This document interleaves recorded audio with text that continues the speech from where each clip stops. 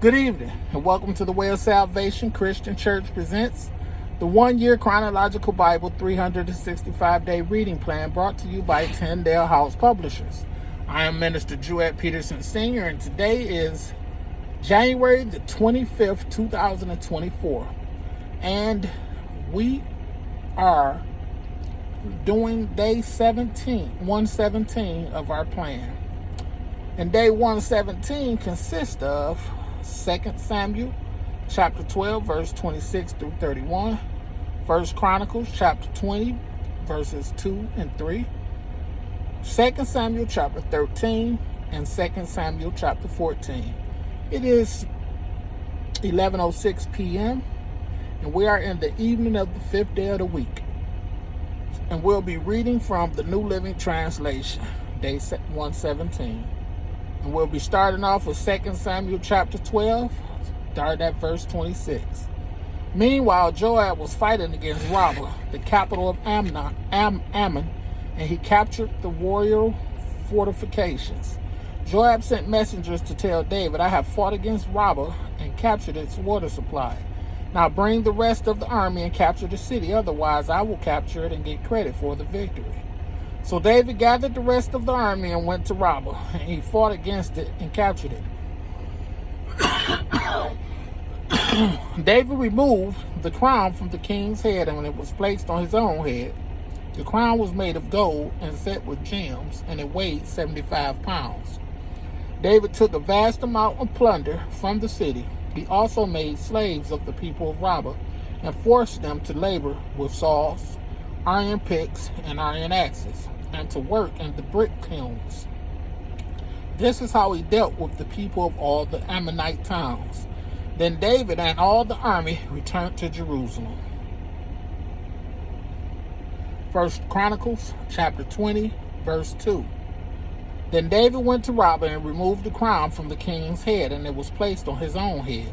The crown was made of gold and set with gems, and he found that it weighed 75 pounds. David took a vast amount of plunder from the city. He also made slaves of the people of Rabbah and forced them to labor with saws, iron picks, and iron axes. That is how David dealt with the people of all the Ammonite towns. Then David and all the army returned to Jerusalem. 2 Samuel chapter 13, the rape of Tamar, starting at verse 1. Now David's son Absalom had a beautiful sister named Tamar, and Amnon, her half-brother, fell desperately in love with her. Amnon became so obsessed with Tamar that he became ill. She was a virgin, and Amnon thought he could never have her. But Amnon had a very crafty friend, his cousin Jonadab. He was the son of David's brother Shimei. One day, Jonadab said to Amnon, "What's the trouble? Why should the son of a king look so dejected morning after morning?" So Amnon told him, "I am in love with Tamar, my brother's Absalom's sister." Jonadab said, "I'll tell you what to do. Go back to bed and pretend you are ill. When your father comes to see you, ask him to let Tamar come and prepare some food for you. Tell him you'll feel better if she prepares it as you watch and feeds you with her own hands." So Amnon lay down and pretended to be sick. And when the king came to see him, Amnon asked him, "Please let my sister Tamar come and cook my favorite dish as I watch. Then I can eat it from her own hands." So David agreed and sent Tamar to Amnon's house to prepare some food for him. When Tamar arrived at Amnon's house, she went to the place where he was lying down so he could watch her make some dough. Then she baked his favorite dish for him. But when she set the serving tray before him, he refused to eat. "Everyone, get out of here," Amnon told his servants. So they all left. Then he said to Tamar, "Now bring the food into my bedroom and feed it to me here." So Tamar took his favorite dish to him, but as she was feeding him, he grabbed her and demanded, "Come to bed with me, my darling sister." "No, my brother," she cried. "Don't be foolish. Don't do this to me. Such wicked things aren't done in Israel. Where could I go in my shame? And you would be called one of the greatest fools in Israel. Please, just speak to the king about it, and he will let you marry me." Amnon wouldn't listen to her, and since he was stronger than she was, he raped her.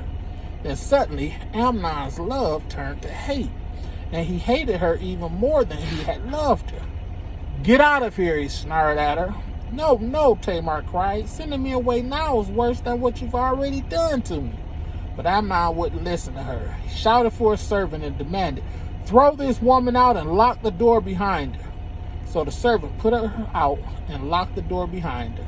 She was wearing a long, beautiful robe, as was the custom in those days for the king's virgins' daughters. But now Tamar tore her robe and put ashes on her head, and then with her face in her hands she went away crying. Her brother Absalom saw her and asked, "Is it true that Amnon has been with you?"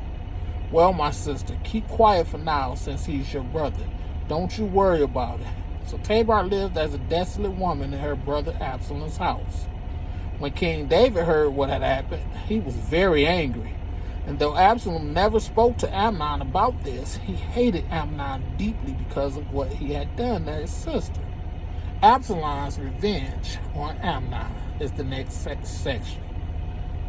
Absalom's revenge on Amnon. We're at verse 23. 2 years later, when Absalom's sheep were being sheared at Baal-Hazor near Ephraim, Absalom invited all the king's sons to come to a feast. He went to the king and said, "My sheep shearers are now at work.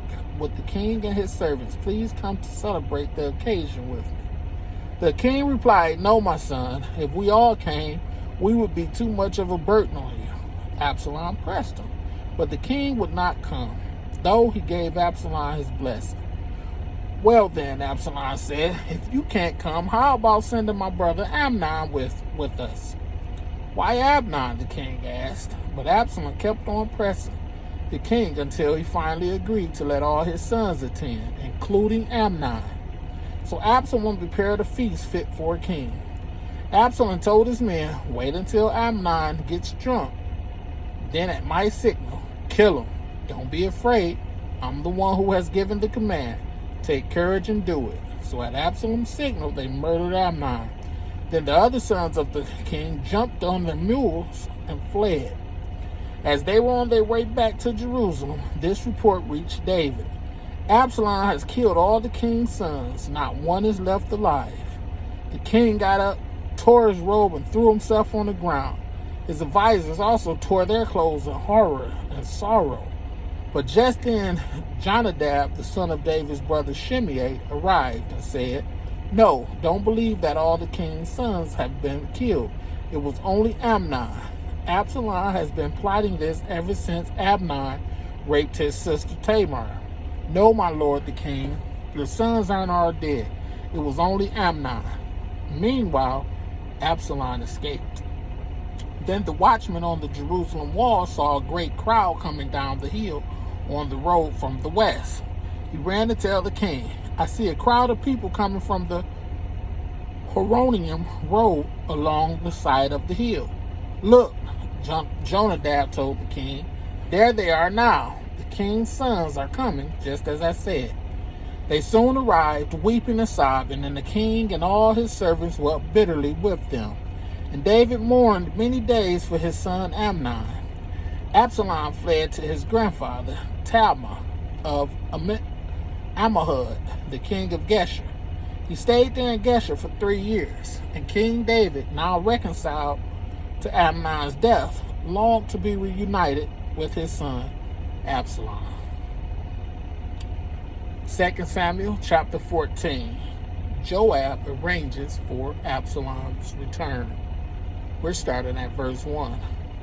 Joab realized how much the king longed to see Absalom, so he sent for a woman from Tekoa who had a reputation for great wisdom.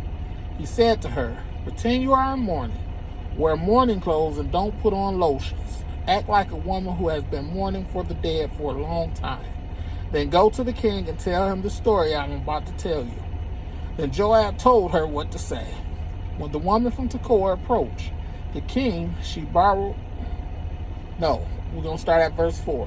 When the woman from Tekoa approached the king, she bowed with her face to the ground in deep respect and cried out, "O king, help me."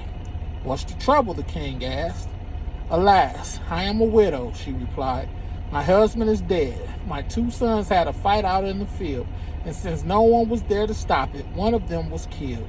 Now the rest of the family is demanding, let us have your son.